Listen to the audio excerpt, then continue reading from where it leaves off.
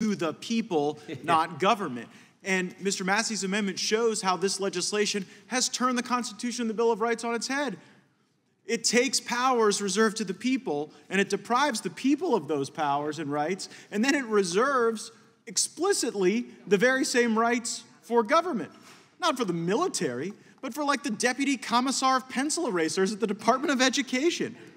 They want you weak and the government strong. They want you disarmed and the government armed to the teeth. I'm reminded of a quote from Austin Powers, where Austin Powers introduces one of his colleagues as a representative from the militant wing of the Salvation Army. I didn't know he had a militant wing of the Department of Education or the USDA. But I am certainly aware that our fellow Americans are concerned about a very troubling trend where these bureaucracies are getting their own militias and arsenals. It would probably surprise most Americans that just this year, the IRS has purchased $700,000 worth of ammunition. So when you peel back all the layers of the onion, the party of big government isn't actually against guns and ammo. They're just against you having them because they want a citizenry that is repressed and dominated and ultimately subjected. And by the way, our founders were so brilliant, they knew this would happen. And they knew that the Second Amendment wasn't going to be about hunting or self-defense, but about curating an appropriate balance that is necessary for a free society where we don't have to live in fear that one day some deputy administrator from the Department of Education is going to knock our door down, and that as a result of us not having the appropriate protractor, that we're somehow going to be in a disadvantageous position regarding our safety and far more important regarding our liberty. I yield back to the gentleman from Ohio. And to the gentleman from Kentucky. And as the gentleman from Ohio has pointed out several times in this committee, if they want federal agents at the school board meetings, we don't need the Department of Education to go. The FBI is already there. Now we'll yield back to the gentleman from Ohio. I yield back, Mr. Chairman. Gentleman yields back. Good job. No one else seeks recognition. Mr.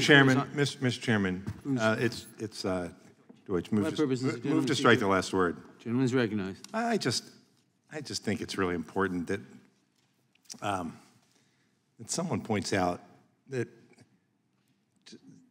how offensive it is to be told that in mocking tones that we should be talking about living in fear of pencil pushers, or however it is that Mr. Gaetz just described that. That wasn't correct. You know what we live in fear in?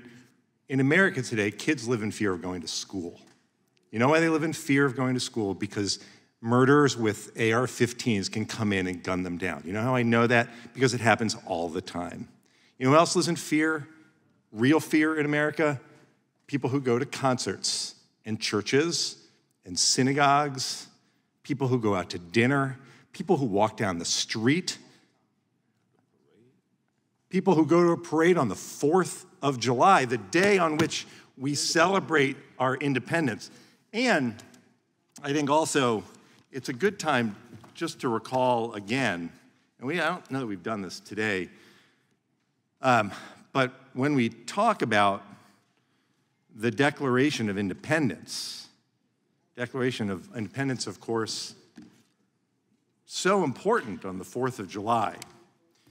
We also recognize what's in the Declaration of Independence, and that includes those unalienable rights to life, liberty, and the pursuit of happiness.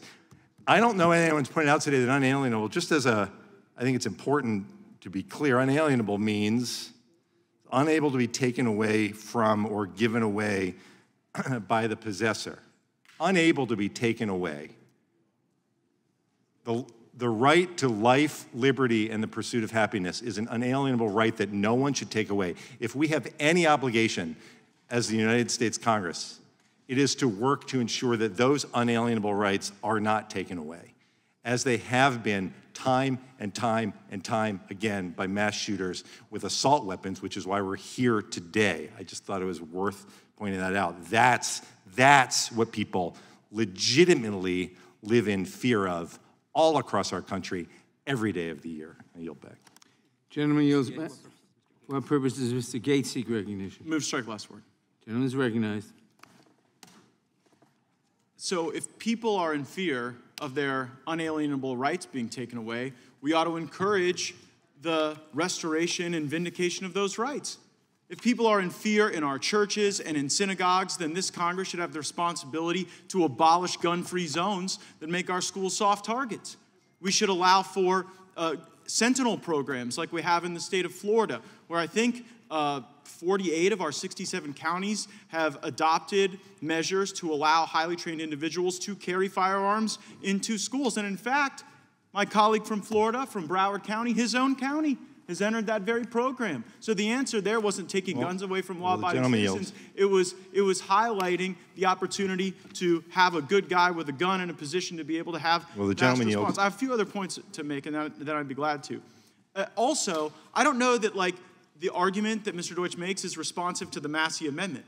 If his argument is, well, we have to preserve the unalienable rights of life, please walk me through the scenario where the Department of Education and the Department of Agriculture being armed to the teeth is necessary to protect our rights. I tell you what, Mr. Deutch, I'll yield to you for the sake of explaining to me how an armed Department of Education protects those important rights we all care about so much.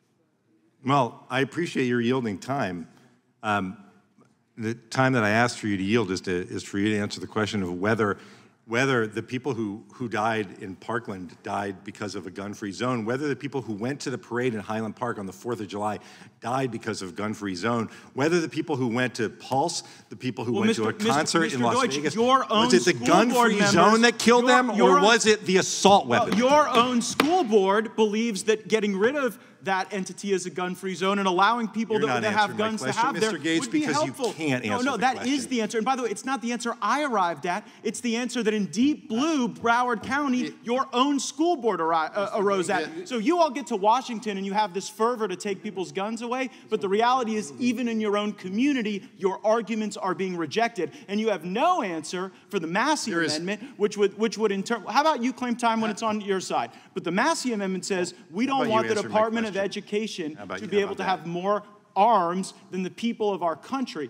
Law-abiding gun owners, right? It worked in Uvalde, didn't it, Mr. Gaetz? Well, in Uvalde, what didn't work were the cops, guns. Mr. Deutch. It was the cops who didn't go to work and didn't respond to that. So you can offer the missives all you want, but when we actually wait and see the facts bear out and we see the way governments respond to them, we actually see these arguments being consistently rejected. I'll yield to you. The facts, Mr. Gaetz, the facts are that time and time and time again, people are gunned down by assault weapons. That's what the facts are. They're not gunned down by gun-free zones. I'll tell you what, Mr. Deutch, a lot of people in Indiana that has ever weren't walked gunned into down a school and slaughtered school children. One of the very rifle that was used in Indiana to ensure that more people weren't gunned down, you would ban in this legislation. So that is an example that we don't have to look far in the past for. It's a recent example of the weapons you're trying to ban being used to save and preserve life. The argument keeps shifting because there is no good response, Mr. Gaetz, to this. I've given you the responses, you just don't like them. Your own county is responding by arming up teachers and volunteers. Mr. Gaetz, on a day, You take the time back, one at a time. On a day.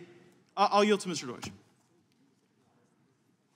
On a day that the families of 17 loved ones sit in a Broward County courthouse, as they will do day after day after day, recounting what happened to their loved ones who were slaughtered by a shooter with an AR-15. The very idea